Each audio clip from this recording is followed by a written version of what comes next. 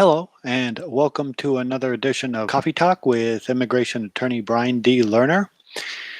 So, F1, what does that mean? What are you allowed to do, and what are you not allowed to do?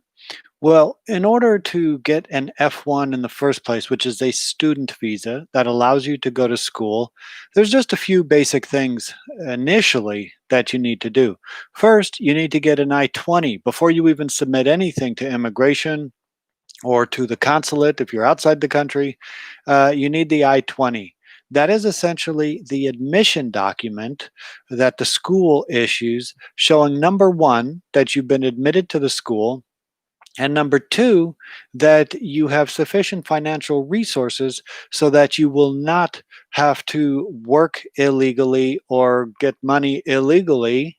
And third, that you have met the necessary requirements to be admitted.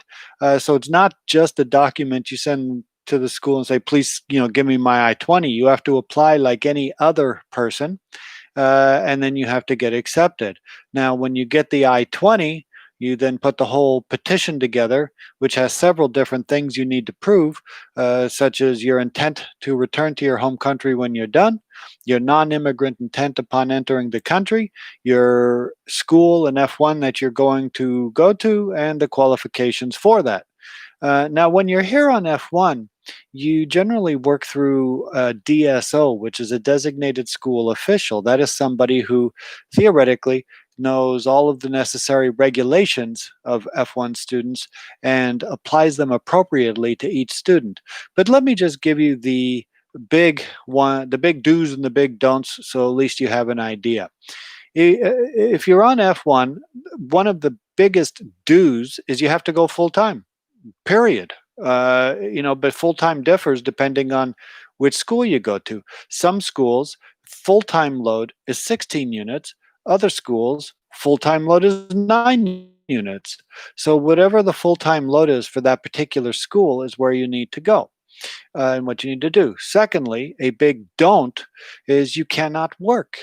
You cannot work while on F1. If you do, you're going to be violating your status and you're going to be out of status, and it is likely the DSO will terminate your status and will require that you do a petition to reinstate the F1 petition once you would be out of status.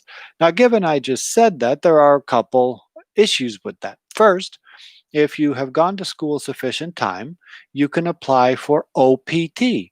That is optional practical training. Also, there's CPT, curricular practical training. And once you get authorization from immigration, not from the school, then you can actually work in the field upon which you're going to school. You can also even start your own company. Which, just as a caveat, if you do start your own company on OPT and you're from an E2 treaty country, you can later invest the proper amount of money, change your status from F1 to E2, and continue the business. That's just on the side. So those are a couple things. Thirdly, what you can't do is fall below passing. So if you get a D in one of the classes, it is very likely that you're also, through the DSO, going to be terminated. And if you can't pay the funds, you're going to be terminated on F1. Now, given all the different ways you can be terminated, it is possible to do a reinstatement of the F1. But again, there's certain issues as to what makes it easier or harder. But if you are reinstated, it's though you never went out of status.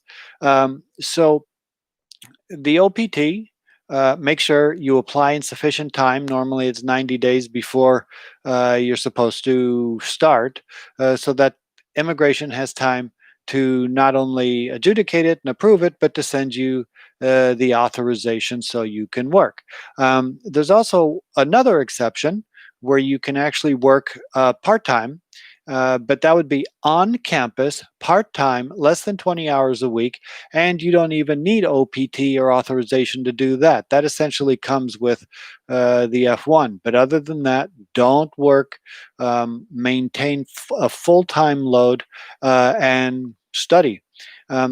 You're not going to be able to just transfer schools either. A lot of times people think because they're on F1, they can just go to any F1. I've actually had clients who came into the country with an F1 approved at school A, and they didn't even attend a single day there and went to another school they wanted to go to once they got in the US. That's obviously not permitted. That's like getting a work permit to work at company A. And then when you come in the US, you decide you don't want to do that and you go work for company B. That's not what immigration authorized. So, those are a few of the basics what international students can do. Just so you know, people can be on F1 for many years. I mean, you can come here first, go to an ESL school, English is a second language, learn English, then properly transfer, for example, to community college, then properly transfer to a 4-year degree. And there's people that can actually become doctors on an F1 or lawyers or go to graduate school. Then what happens after you're done with your F1 is normally you switch to H1B or change to H1B. You work for a while on that. Then you do the perm, I-140, the adjustment of status. That's the whole, it takes many, many years. But if you properly do it, you can come here on a student visa and do everything you need to for all the necessary years without having to go back. Okay, so hopefully this answered a few of the questions people have on international students. If you like the video, click like, subscribe. More in the coming weeks. Thank you.